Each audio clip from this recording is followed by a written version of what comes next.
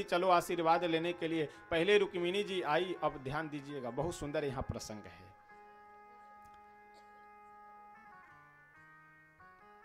श्री रुक्मिणी जी आई और आकर के प्रणाम की, महाराज प्रणाम। सुदामा जी द्वारिकाधीश बगल में खड़े थे, बोले कौन है ये? द्वारिकाधीश भगवान बोले कि ये धर्म पत्नी जी है हमारी। बोले ओ हो, अरे जय हो, सौभाग्यवती भव, पुत्रवती भव, आयुष्मती भव। आशीर्वाद दिए। रुक्मिणी जी गई, उसके बाद में आ गई जामवती जी। जामवती जी भी आकर के प्रणाम की और प्रणाम कर करके बोली कि महाराज प्रणाम। श्री द्वारिकाधीश भगवान बोले कि ये कौन है? ए पीछे बच्चे हल्ला कर रहे हैं, जाकर देखो तो।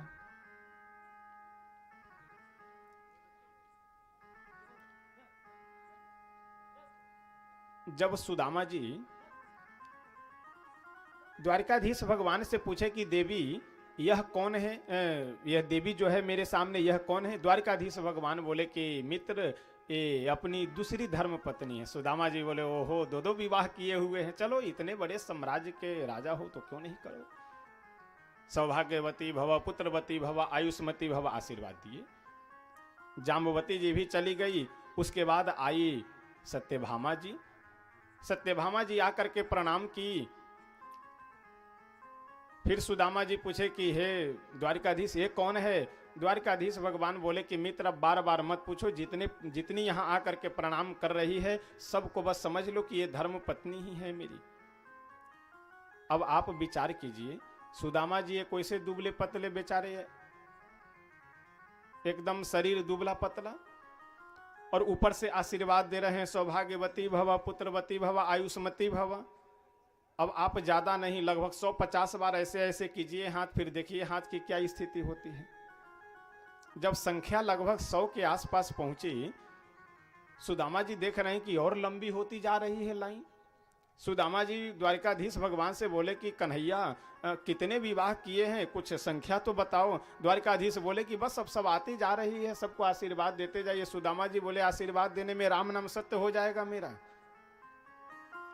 अब तो जब 100 के ऊपर संख्या पहुंची तो केवल बस सौभाग्यवती भव, सौभाग्यवती भव सीधे बोलते जा रहे हैं। उसके बाद सुदामा जी देखे कि ज्यादा यदि लंबा करेंगे तो फिर बोलने में दम भी तो चाहिए ना, तो इसलिए भाग्यवती भव बोलना प्रारंभ कर दिए। और जब संख्या 1000 के ऊपर पहुंच गई तो भाग्य भी सीधे वती भव और बाद में भव करना प्रारंभ कर। अंत में जब सुदामा जी देखे कि अब भव के बाद में अब हमारा स्वाहा होने वाला है, द्वारिकाधीश से बोले कि हे कन्हैया अब मेरे ऊपर कृपा करो, नहीं तो ये शरीर पे देख करके कम से कम रहम खाओ। द्वारकाधीश भगवान बोले क्या समस्या है मित्र? सुदामा जी बोले कि ऐसा है, पूरी सही पहले हम संख्या, मेरे सामने संख्या बता दो कि कितनी धर्म पत्नियों की संख्या है, तो उसी अनुसार हम आत्मबल बना करके रखें या कुछ उपाय सोचें। अब जैसे 16,108 की संख्या सुने, वैसे सुदामा जी तो बिल्कुल एकदम भौचक्के देखते रह गए कि तो आशीर्वाद देने में तो फिर हम ही किसी काम लायक नहीं रह जाएंगे।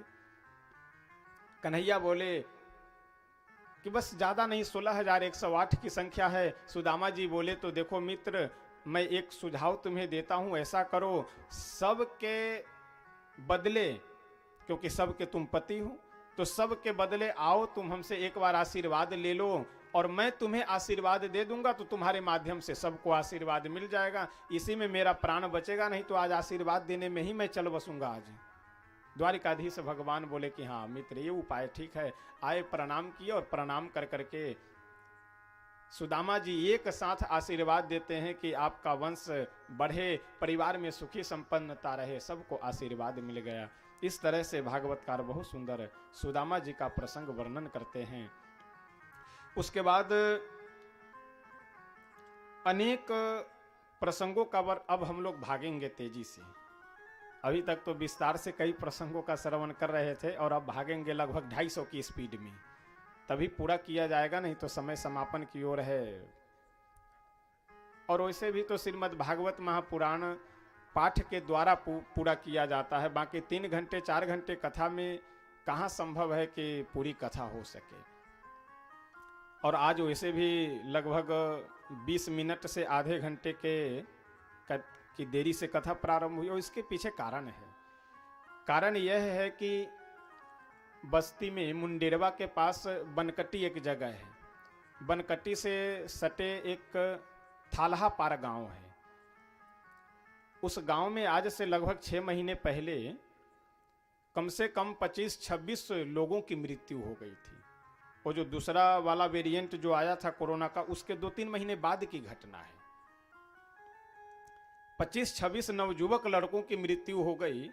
गांव के सब लोग, शंकर भगवान का एक बहुत प्राचीन मंदिर है, कम से कम लोग कहते हैं कि 250 वर्ष प्राचीन मंदिर है। उसी मंदिर में गांव के सब लोग एक साथ गए और जाकर के भोलेनाथ से प्रार्थना किए कि प्रभु ये गांव में जो विपत्ति आई है यदि इसे दूर कर देते हैं तो मैं श्री रुद्र महायज्ञ हम लोग करेंगे और पूजा पाठ पे विशेष ध्यान रखेंगे। और जिसके पास में बांस था वह बांस, जिसके पास कसहरी थी वह कसहरी ला करके, और उसी समय से थोड़ा थोड़ा छिटपुट मंडप बनाना आरंभ कर दिए। और भगवान भोले शंकर की कृपा की उसके बाद से लेकर आज तक एक भी उस गांव में किसी की मृत्यु नहीं हुई। तो वहां से जब फोन हमें गया कि यहाँ कथा करनी है, यदि आप आएंगे तो यज्ञ और बृहद रूप से अच्छे से हो जाएगा। हम कहे कि यदि हमारे आने से, यद्यपि आज 2-2 जगह कथा करना पड़ा है मुझे, यानी ये समझ लीजिए 12 बजे यहाँ से प्रसाद पा करके गए हैं तो गाड़ी में बैठे हुए हैं, गाड़ी से उतरे तुरंत मंच पे बैठे, तुरंत मंच से उतर करके मुश्किल से 1 मिनट भी नहीं रुके होंगे, गाड़ी में बैठे और तुरंत यहाँ आए तो बस गए 2 मिनट फ्रेश होने के लिए, तुरंत फिर आकर व्यास गद्दी पे बैठ गए। यह करने की हमारी कोई अभिलाषा नहीं है कि हम इतने बेचैन भारत बन करके घूमें, लेकिन हमारी श्रद्धा और हमारा लगाव इसीलिए है कि अगर गांव के लोगों की इतनी श्रद्धा है मंदिर के प्रति और भोले बाबा हमारे ऐसे वहां पे विराजमान है दया कृपा करने के लिए, तो वहां चल करके कथा सुनाना या वहां हमारे सौजन्य से कोई उनकी पूजा पाठ में वृद्धि हो जाए तो ये तो हमारा सौभाग्य होगा। तो वहीं आज से कथा प्रारंभ हुई है, तो आज से 5 दिनों तक चलेगी, तो वहीं से आने में आज देरी हो गई है। श्री भागवतकार बहुत सुंदर वर्णन करते हुए कहते हैं कि एक दिन की बात है, श्री भृगु जी महाराज सभी ऋषियों के बीच में बैठे हुए हैं और वहां से चलते हैं कहाँ, देवताओं की परीक्षा लेने के लिए। और परीक्षा लेते हैं तो अंत में भगवान नारायण, भगवान विष्णु को सर्वश्रेष्ठ देव के रूप में घोषित करते हैं कि सबसे श्रेष्ठ यदि कोई देवता है तो वह भगवान विष्णु है। अब परिवार के जितने भी सदस्य हैं, जगत नारायण सिंह जी, जितने भी सदस्य हैं सब लोग अब जो भी कार्य व्यवस्था हो उसको करके और सब लोग आकर के अब बैठिए। लगभग 10-15-20 मिनट में सब संपन्न कर लीजिए, जिनसे भी बातचीत करना हो या घर में भी जो कार्य हो उसको सबको समापन कर करके अब सब लोग लगभग आधे 1 घंटे बैठिए। श्री भृगु जी महाराज परीक्षा लेकर के सभी देवताओं में सर्वश्रेष्ठ देव भगवान नारायण को, भगवान विष्णु को यह साबित करते हैं। श्रीमद् भागवतकार कहते हैं कि वास्तव में यदि सबसे श्रेष्ठ और उपास्य यदि कोई भगवान है तो वह हमारे नारायण ही हैं। उसके बाद भागवतकार अब प्रसंग को मोड़ते हुए यदुवंश का बहुत विस्तार हो चुका है। भगवान श्री द्वारिकाधीश के 16,108 की संख्या में धर्म पत्नियां हैं और सभी पत्नियों के गर्भ से 10-10 पुत्रों की उत्पत्ति हुई है, यानी 1,60,000 कुछ संख्या पूरे, इतने पुत्र हैं भगवान के। और इन सब के विवाह होते गए, नाती पोते परपोते आदि, एकदम समझ लीजिए कि पूरी द्वारिका पूरी यदुवंशियों से भर गया। धीरे धीरे समय व्यतीत होता गया। एक दिन की बात है, प्रभु अपने मन में विचार किए कि मैं आया था पृथ्वी का भार हरण करने के लिए, लेकिन मैं तो पृथ्वी का और भार बढ़ा करके जा रहा हूं, क्योंकि इनके वंश के जो नाती पोते सब थे, 1-2 पुत्र भी ऐसे थे कि जो उत्पाती प्रकृति के हो चुके थे। संत महात्माओं का अपमान करना, ब्राह्मणों का अपमान करना, बड़े बुजुर्गों का उपहास करना, यह सब प्रवृत्ति बन चुकी थी। तो प्रभु अपने मन में विचार किए कि मैं पृथ्वी का बोझ समाप्त करने के लिए आया हूं, तो बिल्कुल ही पृथ्वी के बोझ को समाप्त कर करके यहां से मैं जाऊंगा। एक दिन की बात है, दुर्वासा आदि ऋषि द्वारिका में प्रभु के दर्शन के लिए पधारे और वे सभी प्रभु का दर्शन कर करके नगर से बाहर गए और जा करके समुद्र के किनारे एक जगह बैठे हुए थे। सांब आदि जो प्रभु के वंशज थे, यह सभी छोटे छोटे बच्चे, एक बच्चे को पेट पे लोहे की मुसल कड़ाही बांध करके और उसे साड़ी आदि पहना करके, यद्यपि है लड़का लेकिन साड़ी वगैरह पहना करके दुर्वासा जी के जहाँ सभी ऋषि लोग बैठे हुए थे वहाँ लेकर के गया और जा करके बोला कि हे महात्मा जी, ये हमारे परिवार की है और इसके गर्भ में बालक पल रहा है, तो बेटा होगा या बेटी, आप जरा ध्यान रख करके बताइए हमें, उपहास करने के लिए। दुर्वासा जी बोले इधर सुनो मैं बताता हूं। और दुर्वासा जी तो ऐसे भी क्रोधी महात्मा, समझ गए ध्यान लगा करके और बोले कि इससे ना बेटा होगा ना बेटी, इससे तुम सब का काल पैदा होगा, और यह साप दे दिए। उसके बाद ये बाल बुद्धि इन सब की, ये सब गए पत्थर पे उस लोहे को रगड़ करके बिल्कुल रज के समान, जैसे लोहे को यदि आप कभी काटे तो देखिए अगल बगल में उसका एकदम महीन महीन कण बन जाता है, उसी तरह से रगड़ कर बिल्कुल चूर्ण बना दिए, कण बना करके और समुद्र में फेंक देते हैं बच्चे। लेकिन वे जितने लोहे के कण बने वे सारे कण ऐर नाम के वृक्ष के रूप में परिवर्तित हो जाते हैं। एक दिन की बात है, धीरे धीरे समय व्यतीत होता गया। आगे भागवतकार अभी इस प्रसंग को यहीं पे रोकते हैं, उसके बाद बीच में कुछ अन्य प्रसंग वर्णन करते हैं। दत्तात्रेय जी का प्रसंग कई अध्यायों में वर्णन करते हैं। देखिए, गुरु उन्हें कहते हैं, गु शब्दस्तु अंधकारः रु शब्दस्तन निरोधकः अंधकार निरोधत्वात् गुरु शब्द विधीयते। गुरु का मतलब है कि जो हमें अंधकार से प्रकाश की ओर ले जाए। और जो भी मनुष्य जीवन में आए हैं, हम सबको गुरु दीक्षा अवश्य लेनी चाहिए, क्योंकि गुरु दीक्षा लेने के बाद मनुष्य का दूसरा जन्म हो जाता है, नया जन्म हो जाता है। एक गुरुजी अपने शिष्य को एक वाक्य पढ़ा करके भेजे भिक्षा मांगने के लिए, तो उनका वह शिष्य सदैव यह कहा करे कि राम नाम कहने से भवबंधन छूट जाता है, राम नाम कहने से भवबंधन छूट जाता है।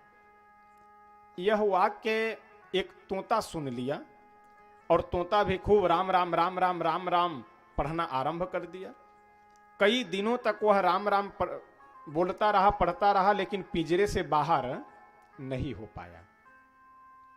एक दिन वह शिष्य यही कहते हुए कि राम नाम कहने से भवबंधन छूट जाता है, राम नाम कहने से भवबंधन कट जाता है, यह कहते हुए उसी रास्ते से जा रहा था। सो वह तोता डांट करके बोला कि चुप हो जा, झूठ बोलता है, राम नाम कहने से भवबंधन क्या छूटेगा, मैं तो महीनों से राम राम कह रहा हूं, मैं पिंजरे से बाहर नहीं निकल पा रहा हूं। गुरुजी से पूछने का विचार वह शिष्य किया कि हाँ बात तो सही है, कि क्या कारण है कि यह पिंजरे से बाहर नहीं हो पा रहा है। गया गुरुजी के पास, गुरुजी कुछ कान में बताए, वही बात आकर के उस तोते को वह शिष्य बता दिया। अब जैसे उस तोते को पालने वाला मालिक आया तो तोता बिल्कुल मरणासन्न हो गया, लगा कि खत्म हो चुका है, श्वास भी रोक लिया। उसके मालिक को लगा कि शायद तोता मर गया, पिंजरा खोल करके बाहर निकाल कर जैसे रखा वैसे पंख फड़फड़ा करके वहां से उड़ जाता है। उड़ करके गया, एक डाली पे बैठा और बैठ करके बोला कि राम नाम कहने से भवबंधन तो छूट जाता है, लेकिन युक्ति गुरु के पास है। इसलिए हम लोगों को शास्त्रों में यदि ज्यादा अंदर जाएंगे तो फिर बहुत समय लग जाएगा, बस संक्षिप्त रूप में इतना समझ लीजिए कि मनुष्य, अच्छा कई बार लोग प्रश्न करते हैं कि महाराज ठकुरे के कुल में जन्म भय है तो खाए पिए के लिए तो भय है, लेकिन नहीं, केवल कहाँ लिखा हुआ है, केवल अपने मन से आप प्रमाणित कर लेंगे कि जो हम कह रहे हैं वही सही है। तो चाहे आपका जिस कुल में जन्म हुआ हो उसे कोई लेना देना नहीं, कोई मतलब नहीं, ये अपना अपना संजोग है, प्रारब्ध है, भगवान की व्यवस्था है, सृष्टि है, कब कौन कहाँ जाएगा, किस कुल में जन्म लेना है। चाहे आप जिस कुल में जन्म लिए हैं वैष्णव होना सबका कर्तव्य है और सबको चाहिए, और इसी से कल्याण भी होना है, चाहे जिस कुल में आप जन्म लिए हुए हो। तो इसलिए हम लोगों को गुरु का सानिध्य अवश्य ग्रहण करना चाहिए। श्री दत्तात्रेय जी महाराज अपने जीवन में 24 गुरु करते हैं। और ध्यान दीजिएगा, 24 गुरु करने का मतलब यह नहीं कि 24 लोगों के पास जा करके वह दीक्षा लेते हैं, मंत्र लेते हैं ना। किसी भी व्यक्ति से एक ज्ञान प्राप्त हो गया, उसे गुरु बना लिए। आजकल की शिक्षा से संस्कार क्यों नहीं बढ़ता है? आजकल की शिक्षा से मानवता का विकास क्यों नहीं हो रहा है? यही कारण है, क्योंकि एक गुरु के प्रति जो भावना होनी चाहिए, जो श्रद्धा होनी चाहिए, आज नहीं रह गया है। एक गुरु की, एक अध्यापक की अपने शिष्य के प्रति, विद्यार्थी के प्रति जो समर्पण होना चाहिए, जो स्नेह होना चाहिए, जो वात्सल्य होना चाहिए, वो नहीं रह गया है। व्यवसायीकरण केवल हो गए। आप जितना ज्यादा अधिक पैसा दीजिए, उतनी अधिक शिक्षा, आपको बड़ी ऊंची शिक्षा मिलेगी। तो इसलिए ये सब व्यवसाय में परिवर्तित हो गया है। बाकी किन्हीं से भी यदि एकाक्षर प्रदाता राम यो गुरुम नहीं मन्यते, स्वान जन्म सतम लब्ध्वा नरकैव जन्मते पुनः, यदि एक अक्षर भी कोई पढ़ाने वाले हैं तो वह गुरु हैं, उनका सम्मान करना चाहिए। दत्तात्रेय जी जब अजगर को देखे कि अजगर धीरे धीरे अकेले घूम रहा है, उससे यह सीखे कि यदि आपको आनंदित रहना हो तो आप अकेले रहिए। जितना आप झंझट एकत्रित करते जाएंगे, उतने ही आप परेशान होते जाएंगे। एक जगह पे देखे कि भगवान सूर्य अपनी प्रकाश से जल को सोखते हैं और फिर जल को की वर्षा कर देते हैं। उससे श्री दत्तात्रेय जी महाराज यह सीखे कि मनुष्य को यह चाहिए कि समाज से ले और फिर समाज को दे दे। सूर्य भगवान से सीख लिए। चंद्रमा से यह सीखे कि जैसे चंद्रमा हमेशा घटते बढ़ते रहते हैं, उसी तरह से यह जीवन भी है, उतार चढ़ाव बना हुआ रहता है, तो इसमें घबराना नहीं चाहिए। इस तरह से 24 गुरु दत्तात्रेय जी बनाते हैं। और भागवतकार वर्णन करते हुए कहते हैं कि पृथ्वी को दत्तात्रेय जी गुरु बना करके उनसे यह सीख लेते हैं कि किस तरह से मनुष्य को क्षमाशील होना चाहिए। मधुमक्खी को गुरु बना करके शिक्षा लिए कि संग्रह के चक्कर में नहीं पड़ना चाहिए।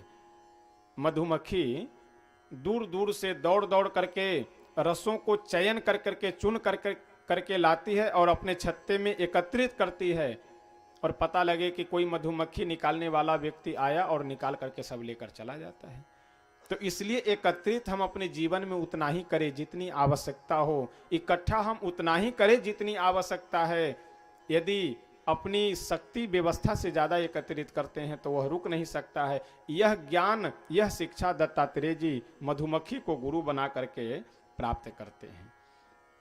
उसके बाद बीच में बहुत सुंदर ज्ञान, भक्ति, तत्व, उपासना, ये सब क्या है, कर्म कांड क्या है, संहार का प्रसंग वर्णन करते हैं।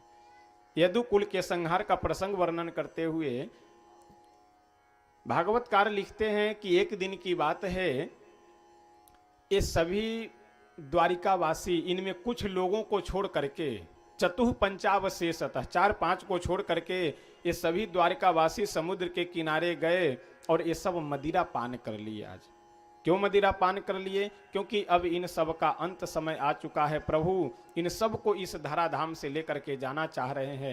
ये सब मदिरा पान कर लिए और उसी लोहे के कण से जो ऐर नाम का पौधा प्रकट हो गया था पृथ्वी पे, उसी को उखाड़ उखाड़ करके, और वह पौधा बहुत मजबूत था और कटीला, उसी से एक दूसरे को मार कर एक दूसरे पे प्रहार कर करके सब मृत्यु को प्राप्त हो जाते हैं। चतुः पंचावशेषतः केवल 4-5 बचे और बाकी जितने भी द्वारिकावासी थे वे सभी गोलोक धाम को पधार जाते हैं। इधर जो श्री द्वारकाधीश भगवान की पटरानियां थे, उसी समय अर्जुन आए हुए थे घूमने के लिए, तो अर्जुन का अभिमान भी दूर करना है, इसलिए सभी पटरानियों को अर्जुन के साथ में भेज देते हैं। कहाँ? हस्तिनापुर तुम सब चले जाओ। और अर्जुन सभी 16,108 पटरानियों को लेकर के जब आते हैं तो रास्ते में भगवान श्री द्वारकाधीश भील कोल का भेष बना करके आए और अर्जुन को युद्ध में परास्त करके और सभी का हरण करके लेकर के पुनः अपने साथ गोलोक पधार जाते हैं। इधर अर्जुन का अभिमान भी समाप्त हो गया। द्वारिका में जो बोझ पृथ्वी के बने हुए थे जितने, उन सब का भी संहार हो गया। श्री भागवतकार वर्णन करते हुए कहते हैं कि पूर्ण रूप से पृथ्वी को बिल्कुल हल्का बना करके, बोझ रहित बना करके प्रभु एक दिन वृक्ष के नीचे एक पैर पे दूसरा पैर रख करके लेटे हुए थे। इतने में एक बहेलिया प्रभु के चरण में एक बाण का प्रयोग कर देता है और प्रभु इसी को बहाना बना करके गोलोक धाम पधार जाते हैं। उद्धव जी जब पूछे कि प्रभु जब आप चले जाएंगे तो इस संसार के लोग अपना कल्याण कैसे करेंगे, संसार के लोग किस तरह से आपकी भक्ति उपासना करेंगे, भगवान श्री द्वारिकाधीश बोले कि ऐसा है, मैं श्रीमद् भागवत महापुराण के अंदर अपने तेज को, अपनी शक्ति को रख करके जाऊंगा। श्रीमद् भागवत जी का जो एक एक अक्षर है 18,000 श्लोकों के, वह सब मेरे स्वरूप है। तो इसलिए मैं भागवत जी में अवस्थित रहूंगा, उपस्थित रहूंगा। जो भी प्रेम से श्रीमद् भागवत जी का पठन पाठन करेंगे, श्रवण करेंगे, उसे मेरी प्राप्ति होगी। उसे धीरे धीरे जब अंतःकरण शुद्ध हो जाएगा तो मेरा दर्शन प्राप्त होगा। इस तरह से भागवतकार प्रसंग को समाप्त करते हैं। अंत में श्री सुखदेव जी महाराज परीक्षित से बोले कि परीक्षित, कुछ भूख प्यास नहीं लगी हुई है, कुछ भोजन आदि कर लो। परीक्षित जी बोले कि गुरुदेव भूख प्यास क्या लगेगी, आज तो मुझे मरना है, क्योंकि आज 7वां दिन है और तक्षक नाग आकर के मुझे काटेगा और मेरी मृत्यु हो जाएगी। सुखदेव भगवान डांटते हुए बोले कि मूर्ख कहीं का, इतनी लंबी चौड़ी कथा श्रवण कर ली, पूरे भागवत का श्रवण कर लिया और अभी तक तुम यह कह रहे हो कि मैं मरूंगा। अरे यह शरीर है, यह शरीर तो बदला, हमेशा अदलना बदलना इसका लगा रहता है। तो इसलिए तुम इस तरह के शब्द मत प्रयोग करो कि मैं मरूंगा। मैं तो केवल, तुम आत्मा हो तो आत्मा न कभी मरती है न कभी जन्म लेती है, इसलिए ये तो शरीर की समस्या है, शरीर का विकार है। सुखदेव भगवान बहुत सुंदर इस तरह से श्रीमद् भागवत कथा सप्ताह ज्ञान यज्ञ सुना करके परीक्षित को मोक्ष प्रदान करते हैं। भागवत कार्य दुकुल के संहार आदि का सब वर्णन करते हैं। अंत में भगवान के नाम और भक्ति की महिमा वर्णन करते हैं, जिसके सबसे अंतिम श्लोक है श्रीमद् भागवत महापुराण का। श्रीमद् भागवत महापुराण के अंतिम में वेदव्यास भगवान लिखते हुए कहते हैं कि नाम संकीर्तनम यस्य सर्व पाप प्रनाशनम प्रणामो दुख समनः तम नमामि हरिम परम, कि जिनका नाम समस्त संसार के दुखों को समाप्त करने वाला है, उन हरि को मैं प्रणाम करता हूँ। अर्थात श्रीमद् भागवत हम सब इतने दिनों से, 7 दिनों से श्रवण कर रहे हैं और भी आगे श्रवण करेंगे, पहले भी श्रवण कर चुके हैं। चाहे आप जितना भी श्रवण कीजिए, सब का सार तत्व यही है कि हम भगवान का नाम संकीर्तन करें, भगवान का नाम हम लोग जपे। श्रीमद् भागवत जी में एक परंपरा है कि कम से कम सब लोग पूरे श्लोकों को न पढ़ पाए हों, पूरे श्लोकों को न पढ़ सकते हों, तो कम से कम चतुश्लोकी भागवत ही यदि पढ़ लें तो इससे भी बहुत लाभ है। और चतुश्लोकी भागवत को संक्षिप्त भागवत कहा गया है, यानी 4 श्लोकों में ही संपूर्ण श्रीमद् भागवत महापुराण विद्यमान है। तो आप सब लोग प्रेम से तैयार हो जाइए। ये 4 श्लोकों को मैं अलग अलग थोड़े थोड़े शब्दों में, यानी एक श्लोक को 4 भागों में विभक्त करके मैं बोलूँगा और आप सब लोग ध्यान पूर्वक श्रवण करेंगे और जो प्रयास कीजिए कि बोल सके। अगर नहीं बोल पाए तो कम से कम श्री राधे कृष्ण बोलिएगा और प्रयास करें कि श्लोक यदि बोल ले तो और अच्छी बात है। तो जिनका मस्तक यदि खाली है तो अपने मस्तक पे अगर गमछा आदि रखे हुए हैं तो रख सकते हैं, और नहीं कुछ हो तो प्रेम से हाथ जोड़ लीजिए, कोई चिंता करने की बात नहीं है। और सभी लोग आराम से, प्रेम से और आनंद पूर्वक, श्रद्धा भाव पूर्वक ये 4 श्लोकों का पाठ करेंगे। 4 श्लोकों का पाठ करने का मतलब यह है कि आप समझ लीजिए कि पूरे श्रीमद् भागवत महापुराण के 18,000 श्लोकों का आप पाठ कर रहे हैं। अहमेवासमेवाग्रे अहमेवासमेवाग्रे यद नान्यद्यत् सदसत्परम् नान्यत्सत्परम् पश्चादहं यदेतच्च पश्चादहं यदेतच्च यो वशिष्येत सोऽस्म्यहम् सोऽस्म्यहम् ऋतेर्थं यत् प्रतीयेत तीर्थे यत् प्रतीयेत न प्रतीयेत चात्मनि न प्रतीयेत चात्मनि तद्विद्यादात्मनो माया तद्विद्यादात्मनो माया यथा भासो यथा तमः यथा भासो यथा तमः महान्तभूतानि भूतेषु चावसेष्वनु भूतेषु चावशिष्वनु प्रविष्टान्यप्रविष्टानि प्रविष्टान्यप्रविष्टानि तथा तेषु न तेष्वहम् तेन सुनतेष्वहम् एतावदेव जिज्ञास्यम् एतावतेषु जिज्ञासम् तत्त्वजिज्ञासुनात्मनः तत्त्वजिज्ञासुनात्मनः अन्वयव्यतिरेकाभ्याम् अन्वयव्यतिरेकाभ्याम् यत् स्यात् सर्वत्र सर्वदा स्यात् सर्वत्र सर्वतः श्रीमद्भागवत भगवान के जय हो। श्री व्यास भगवान के जय हो। यह चतुश्लोकी भागवत भगवान नारायण श्री ब्रह्मा जी को उपदेश देते हैं। ब्रह्मा जी जब सृष्टि करने के लिए विचार बनाते हैं प्रभु के आदेश को सिरोधार्य करके, तो ब्रह्मा जी प्रभु से प्रार्थना किए कि प्रभु जब मैं आपके इस सृष्टि का विस्तार करूंगा तो आपके माया में मैं भी फंस जाऊंगा, तो माया से बचने का क्या उपाय है। तो भगवान इस चतुश्लोकी भगवान को भागवत को सुना करके ब्रह्मा जी से कहते हैं कि ब्रह्मा जी इस श्लोक का अर्थ सहित यदि आप सदैव चिंतन मनन करते रहेंगे तो आपके ऊपर कभी माया का कोई प्रभाव नहीं होगा। इस चारों श्लोकों में दो शब्द बहुत सुंदर है कि अन्वय व्यतिरेक। अन्वय कहते हैं यत सत्वे यत सत्वम, यानी जिनके रहने पे जो रहे, तत्सत्वे तत्सत्वम अन्वयः तद्भावे तद्भाव व्यतिरेक। जिसके रहने पर जो रहे वही अन्वय, जिसके न रहने पर जो न रहे वही व्यतिरेक। यानी भगवान के रहने पे ही यह सृष्टि की व्यवस्था रहती है, भगवान के नहीं रहने पे इस सृष्टि की व्यवस्था नहीं रहती। भगवान के नहीं रहने का मतलब ये नहीं कि भगवान समाप्त हो जाते, उनकी इच्छा समाप्त हो जाती है। उनकी इच्छा यह होती है कि हम सृष्टि को समेट करके आराम से शांति से शयन करें, तो जब उनकी इच्छा समाप्त हो जाती है तो इस सृष्टि की व्यवस्था भी प्रभु समाप्त कर देते हैं। इस तरह से श्रीमद् भागवत महापुराण की कथा का विराम होता है। अब एक गीत है कि जिसका मुझे था इंतजार वो घड़ी आ गई, कि धीरे धीरे संयोग वियोग ये ऐसे दो पहलू हैं कि सदैव जीवन में लगे रहते हैं। और देखिए संयोग कभी कभी होता है और वियोग सदैव साथ लगा रहता है। और बहुत अच्छा लगा, बीच में एक दिन चर्चा भी किए थे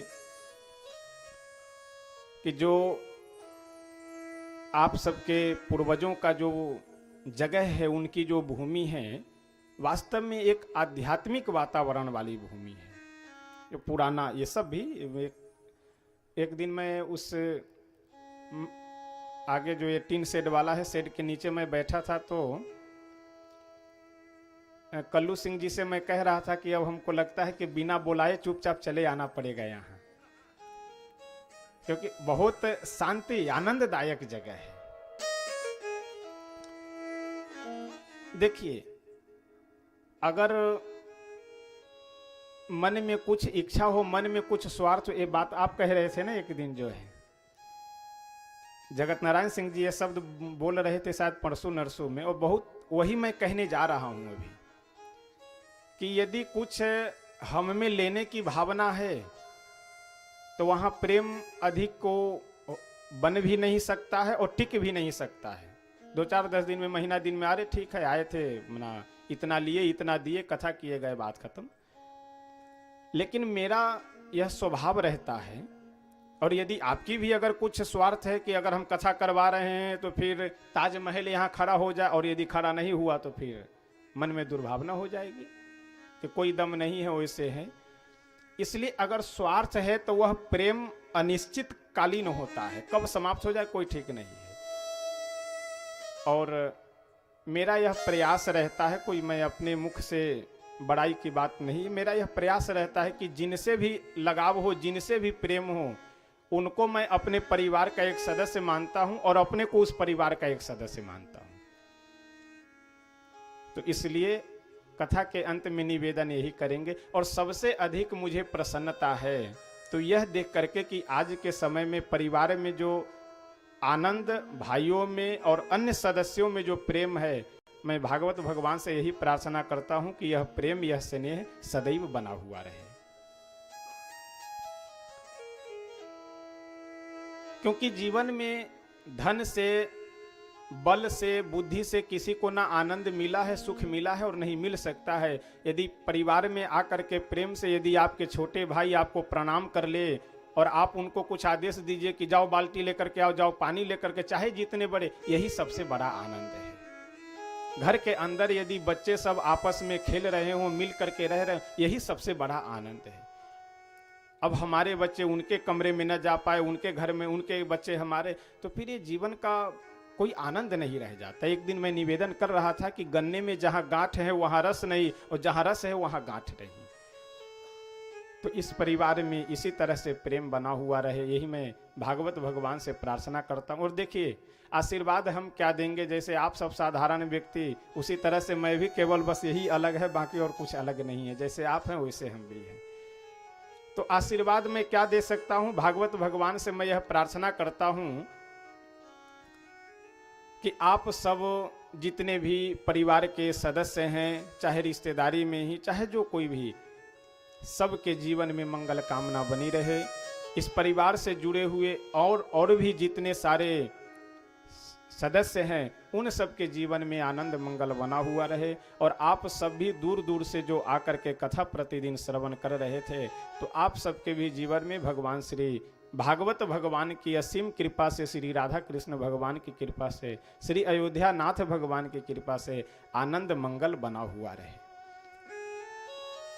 देखिए, कहा जाता है कि साधु जीवन में किसी से ज्यादा लगाव होना ठीक नहीं होता है, लेकिन हमारी एक कमजोरी है कि कहीं भी अगर कुछ दिन रह जाते हैं तो वहां से जाने की इच्छा नहीं होती है, और होना भी चाहिए। मनुष्य जीवन अगर भगवान दिए, एक बार कह रहे थे कि इतना लगाव ठीक नहीं होता। अरे भगवान जब स्वयं आकर के अयोध्या जी के लिए वन में जाकर के रो रहे हैं, अपने माता पिता के लिए रो रहे, तो हम लोग तो साधारण पुरुष हैं, साधारण मनुष्य हैं।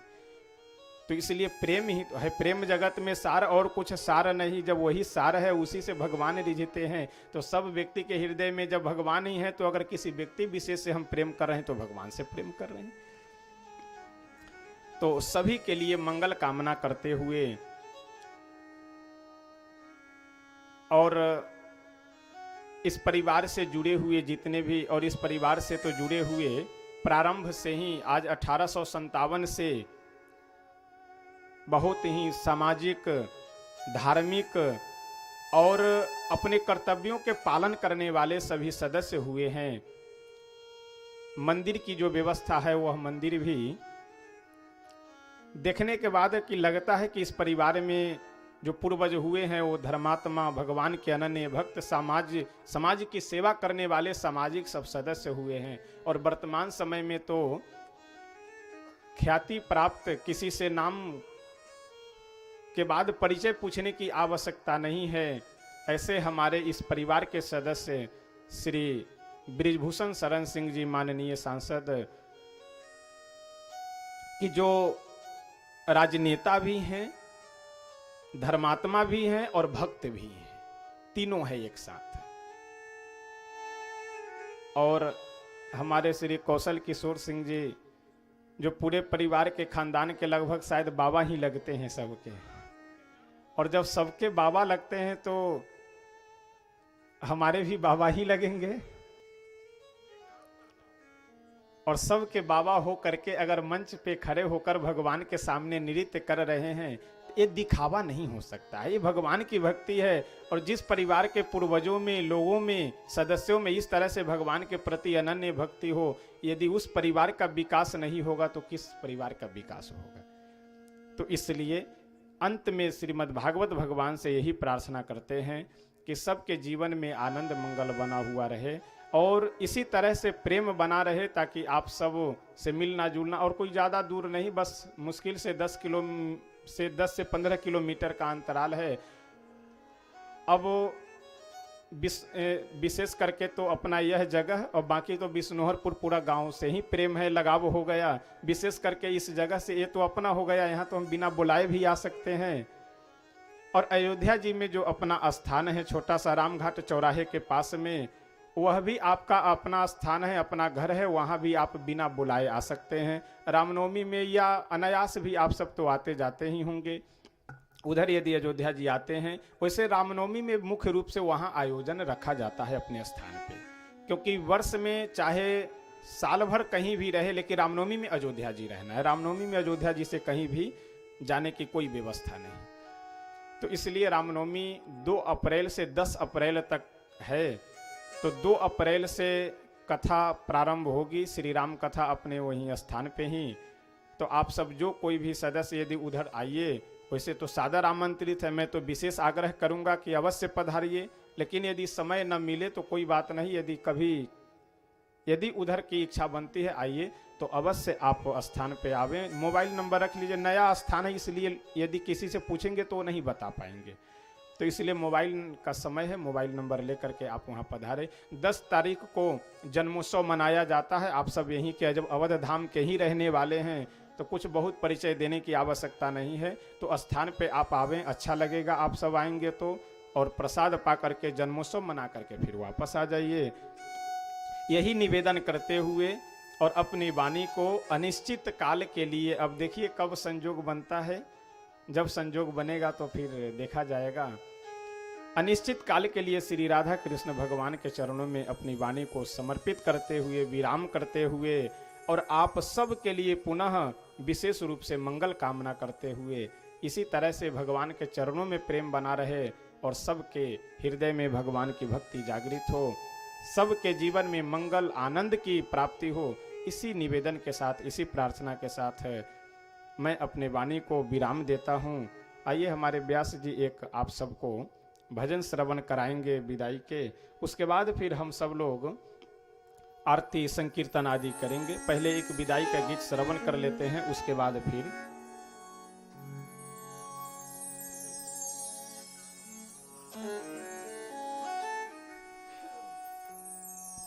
महाराज श्री का आदेश। विदाई, विदाई शब्द ही बड़ा दुखदायी शब्द होता है। चाहे किसी की अंतिम विदाई हो या बिटिया की विदाई हो,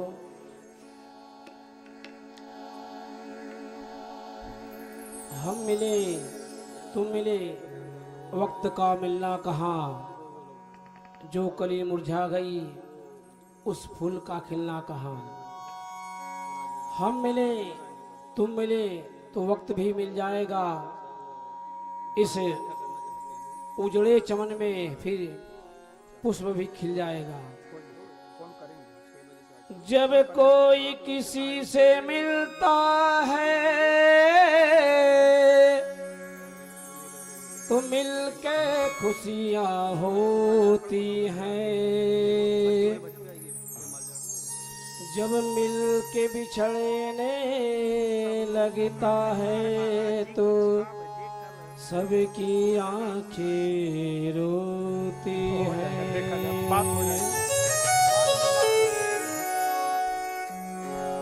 हम तो हैं एक फकीर, सुबह चली जाएगी। हम तो हैं एक फकीर, सुबह चली जाएंगी। याद करोगे जो दिल से जो हम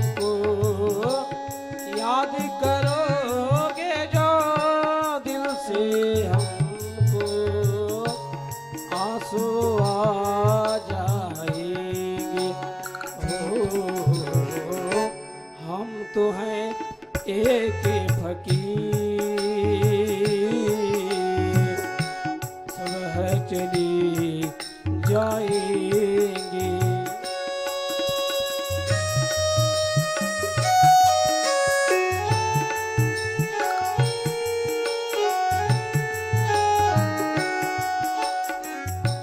रमता जोगी बहता पानी, हम लोगों की यही कहानी।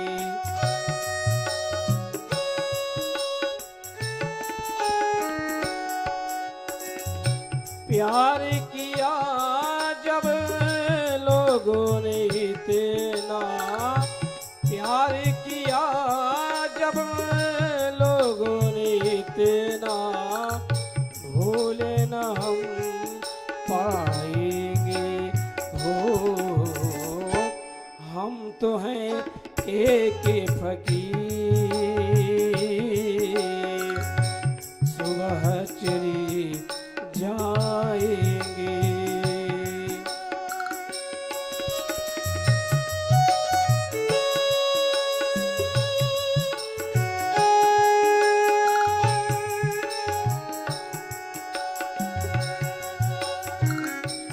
माते पिता और भाई बहना, भूल हुई जो हमें माफ करना।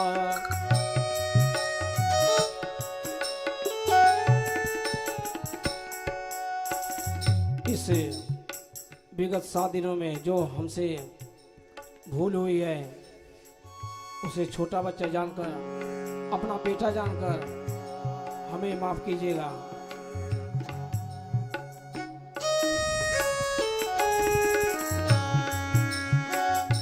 माते पिता भाई बहना, भूल हुई जो हमें माफ करना। जिंदगी का भरोसा नहीं भक्तों, जिंदगी का भरोसा नहीं भक्तों। आज हम हैं यहाँ, कल रहे ना रहे। आज हम हैं यहाँ, कल रहे ना रहे। श्री राधा कृष्ण भगवान की जय। श्रीमद् भागवत भगवान की। पुनः श्रीमद् भागवत भगवान से आप सब के लिए, हम सब के लिए मंगल कामना करते हुए कि जीवन में आनंद मंगल बना रहे, आइए प्रेम से हम सब भगवान से प्रार्थना करते हैं और नाम संकीर्तन करते हैं। उसके बाद माल्यार्पण आदि का कहाँ है, गुनगुन बुला लो बहन को, गाएगी क्या? तो आइए प्रेम से हम सब 2 बार भगवान नाम संकीर्तन करते हैं, तब तक अगले कलाकार लोग तैयार हो जाएंगे।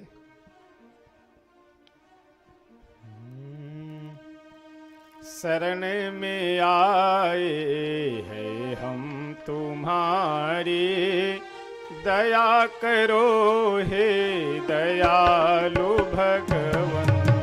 शरण में आए हैं हम तुम्हारी, दया करो हे दयालु भगवन। शरण में आए हैं हम तुम्हारी, दया करो हे दयालु भगवन। शरण में आए हैं हम तुम्हारी, दया करो हे दयालु भगवन। सुधारो बिगड़ी दशा हमारी, दया करो हे दयालु भगवन। सुधारो बिगड़ी दशा हमारी, दया करो हे दयालु शरण में आए हैं हम तुम्हारी, दया करो हे दयालु भगवन। शरण में आए हैं हम तुम्हारी, दया करो हे दयालु भगवन। भले जो हैं हम तो हैं तुम्हारे, बुरे जो हैं हम तो हैं तुम्हारे। भले जो है हम तो है तुम्हारे, बुरे जो है हम तो है तुम्हारे। भले जो हैं हम तो हैं तुम्हारे, बुरे जो हैं हम तो हैं तुम्हारे। भले जो है हम तो है तुम्हारे, बुरे जो है हम तो है तुम्हारे। तुम्हारे हो करे हो हम दुखारी, दया करो हे दयालु भगवन। तुम्हारे हो करे हैं हम दुखारी, दया करो हे दयालु भगवन। सुधारो बिगड़ी दशा हमारी, दया करो हे दयालु भगवन। सुधारो बिगड़ी दशा हमारी, दया करो हे दयालु भगवन। शरण में आए हैं हम तुम्हारी, दया करो हे दयालु भगवन। शरण में आए हैं हम तुम्हारी, दया करो हे दयालु भगवन। शरण में आए हैं हम तुम्हारी, दया करो हे दयालु भगवन। शरण में आए हैं हम तुम्हारे, दया करो हे दयालु भगवन। हरे राम राम राम सीता राम राम राम। हरे राम राम राम सीता राम राम राम। हरे राम राम राम सीता राम राम राम। हरे राम राम राम सीता राम राम राम। हरे राम राम राम सीता राम राम राम। हरे राम राम राम सीता राम राम राम। हरे राम राम राम सीता राम राम राम। हरे राम राम राम सीता राम राम राम। हरे राम राम राम सीता राम राम राम। हरे राम राम राम सीता राम राम राम। हरे राम राम राम सीता राम राम राम। हरे राम राम राम सीता राम राम राम। हरे राम राम राम सीता राम राम राम। हरे राम राम राम सीता राम राम राम। हरे राम राम राम राधे श्याम श्याम श्याम। हरे राम राम राम राधे श्याम श्याम श्याम।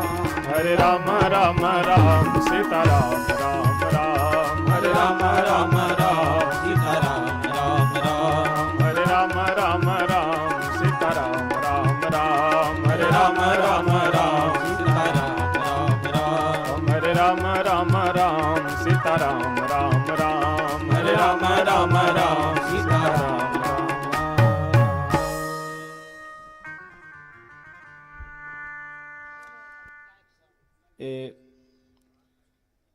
जो परिवार से जुड़े हैं आप सब तो जान ही रहे हैं, और जो नहीं जुड़े हुए हैं वह सब जान लीजिए कि यह इसी घर की बेटियां हैं। और इन सब के गाने की हार्दिक अभिलाषा तो कम से कम भगवान के श्रीमद् भागवत भगवान के सानिध्य में बैठकर और मंच पे बैठ कर के कुछ गाए,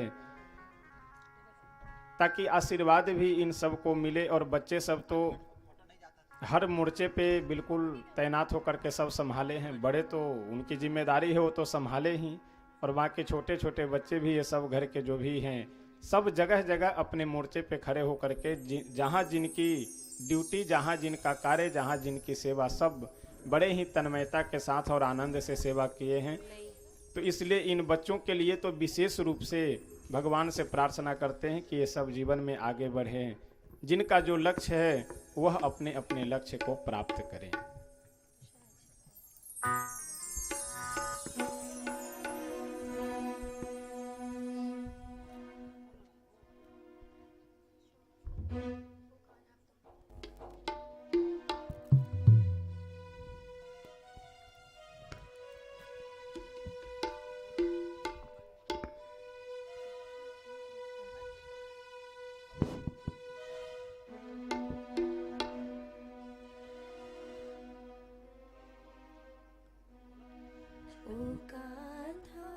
अब तो मुर्गी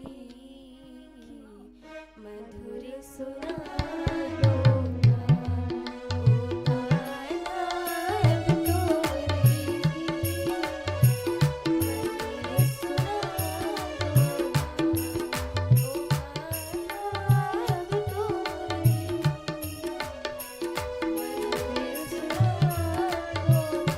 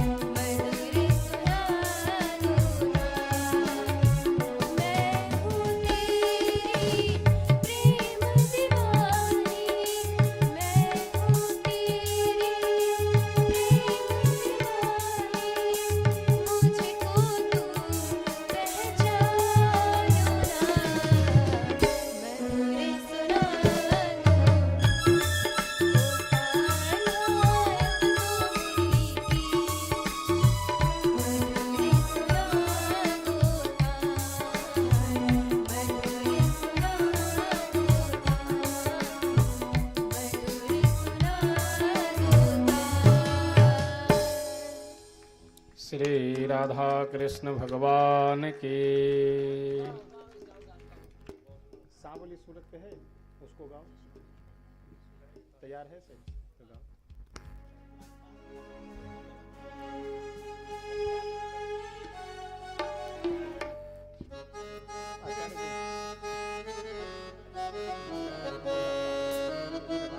यशोमती मैया से बोले नंदलाला, राधा क्यों गोरी मैं क्यों काला, राधा क्यों गोरी मैं क्यों काला। यशोमती मैया से बोले नंदलाला, राधा क्यों गोरी मैं क्यों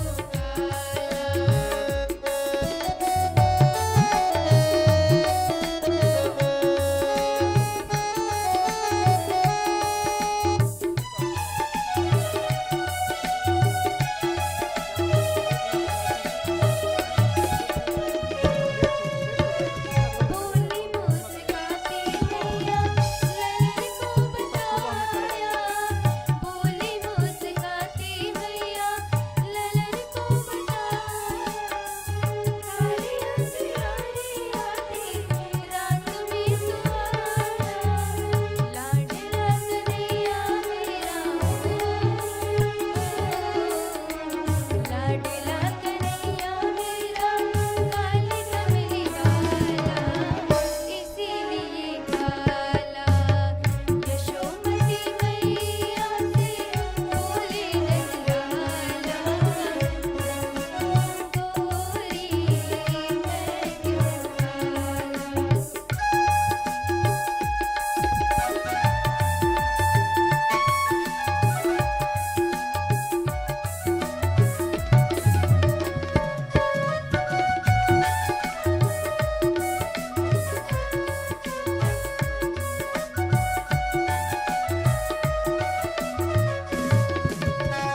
इतने में राधा प्यारी आई ठहराने, मैंने न जादू डाला बोली न लुभाने।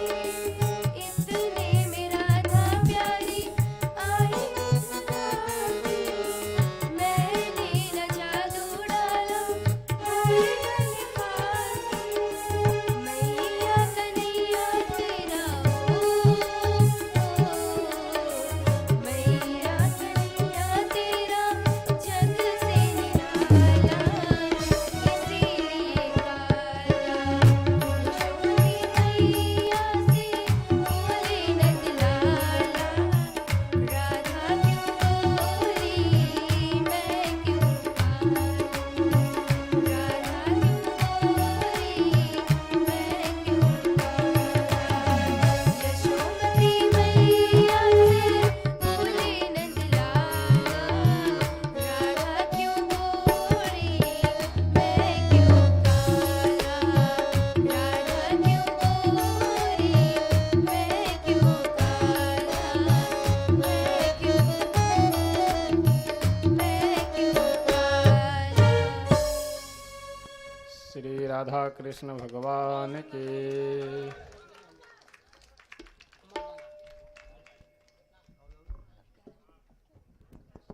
बहुत सुंदर भजन। ये दो बच्चियां 2 दिन भजन गा चुकी हैं और बड़ा ही कई लोगों को कहना था कि भजन गावें। खुशी और आर्या जोरदार इनके लिए ताली बजा करके इनका स्वागत करें और इनका उत्साहवर्धन करें। आइए इसी क्रम में हम सभी भक्त बड़े भाग्यशाली हैं। श्री महाराज जी ने 7 दिन तक अपने अमृतमय वाणी से हम सभी को अवसिंचित किए। इसके लिए बहुत बहुत साधुवाद धन्यवाद काहे के और लिए? महाराज जी को बहुत बहुत प्रणाम। तो आना चाहिए, तो नाम कहाँ किसी का बुलाया गया है। और एक गुनगुन बिटिया है, बड़ी सेवा करती है हम सभी का, हर जगह और यही तो मोर्चा उसके लिए संभाली। ताली। हर जगह तो यही मोर्चा संभालती है जो है। चलिए नाम बोलिए, नाम बोलिए। कुछ भक्त हैं बहुत दूर दूर से चल करके आए हैं आकर के यहाँ महाराज जी को माल्यार्पण करेंगे, उनका स्वागत करेंगे, आशीर्वाद लेंगे। और बहुत दूर दूर से चल कर के आए हैं। मानस सिंह सिवान, मनन सिंह सिवान जिला बिहार से आए हैं, सिवान जिला बिहार से आए हैं। आकर के महाराज जी को माल्यार्पण करेंगे, आशीर्वाद लेंगे। राजू यादव जी, ये भी सिवान बिहार से आए हैं, बहुत दूर दूर से चल कर के आए हैं, बड़े ही सुधी श्रोता हैं।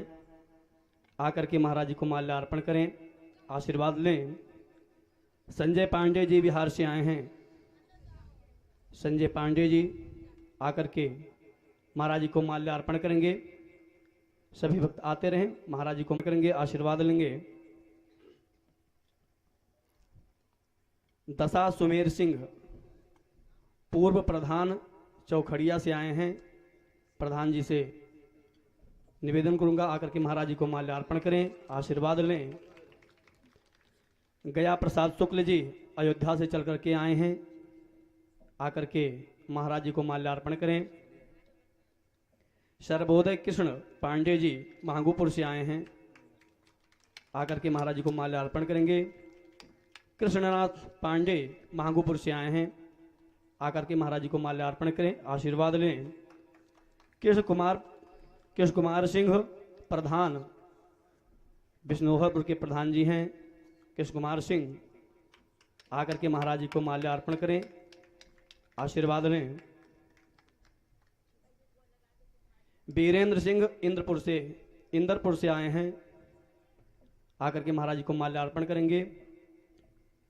झड़ीलाल सिंह इंदरपुर से महाराज जी को माल्यार्पण करेंगे। राम अवतार सिंह नेताजी बिश्नोहरपुर के आकर के महाराज जी को माल्यार्पण करेंगे।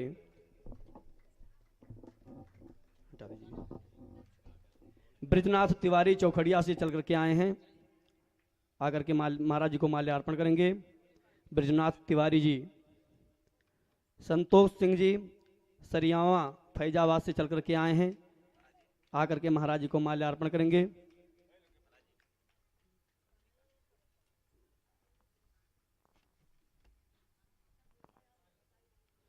परमहंस सिंह बिश्नोहरपुर से चल करके आए हैं।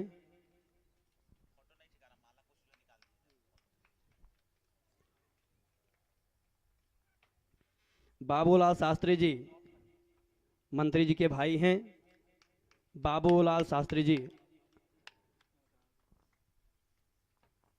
राघवेंद्र सिंह जी बिश्नोहरपुर के हैं। आकर के महाराज जी को माल्यार्पण करेंगे। लालचंद्र पांडे चौखड़िया से चल करके आए हैं। आकर के महाराज जी को माल्यार्पण करेंगे।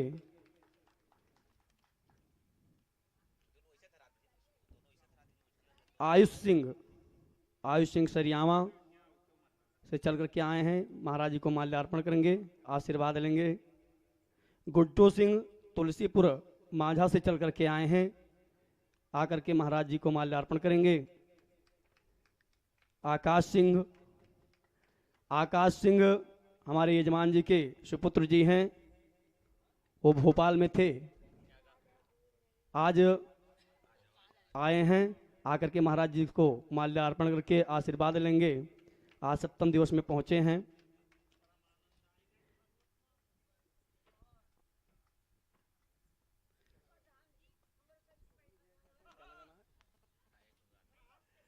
लुटई यादव बैवंदा से मांझा से आए हैं। आकर के महाराज जी को माल्यार्पण करेंगे। बहादुर सिंह